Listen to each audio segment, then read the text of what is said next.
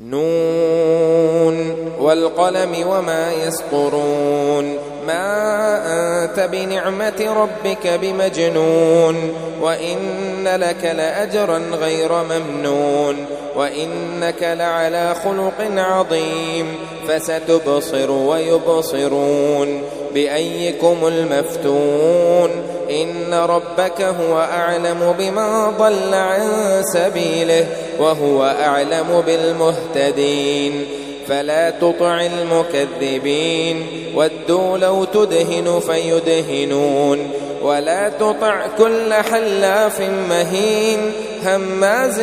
مشاء بنميم مناع للخير معتد أثيم عتل بعد ذلك زنيم أن كان ذا مال وبنين إذا تتلى عليه آياتنا قال أساطير الأولين سنسمه على الخرطوم إنا بلوناهم كما بلونا أصحاب الجنة إذ أقسموا ليصرمنها مصبحين ولا يستثنون فطاف عليها طائف من ربك وهم نائمون فأصبحت كالصريم فتنادوا مصبحين أن اغدوا على حرثكم إن كنتم صارمين فانطلقوا وهم يتخافتون ألا يدخلنها اليوم عليكم مسكين وغدوا على حرد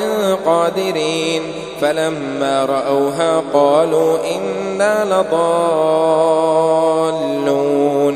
بل نحن محرومون قال أوسطهم ألم أقل لكم لولا تسبحون قالوا سبحان ربنا إنا كنا ظالمين فأقبل بعضهم على بعض يتلاومون قالوا يا ويلنا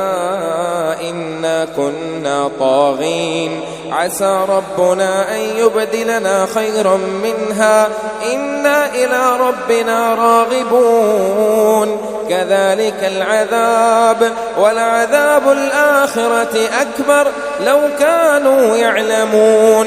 إن للمتقين عند ربهم جنات النعيم أفنجعل المسلمين كالمجرمين ما لكم كيف تحكمون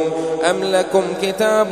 فيه تدرسون إن لكم فيه لما تخيرون أم لكم أيمان علينا بالغة إلى يوم القيامة إن لكم لما تحكمون سلهم أيهم بذلك زعيم أم لهم شركاء فليأتوا بشركائهم إن كانوا صادقين يوم يكشف عن ساق ويدعون إلى السجود فلا يستطيعون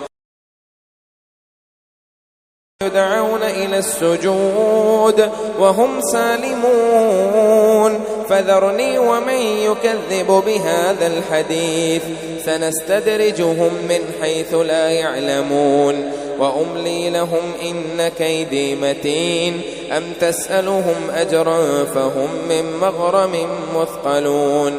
أم عندهم الغيب فهم يكتبون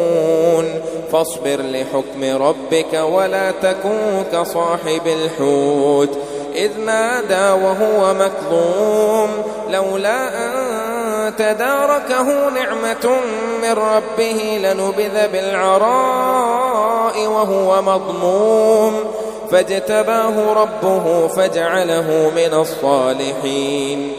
وإن يكاد الذين كفروا ليذلقونك بأبصارهم لما سمعوا الذكر ويقولون إنه لمجنون وما هو إلا ذكر للعالمين.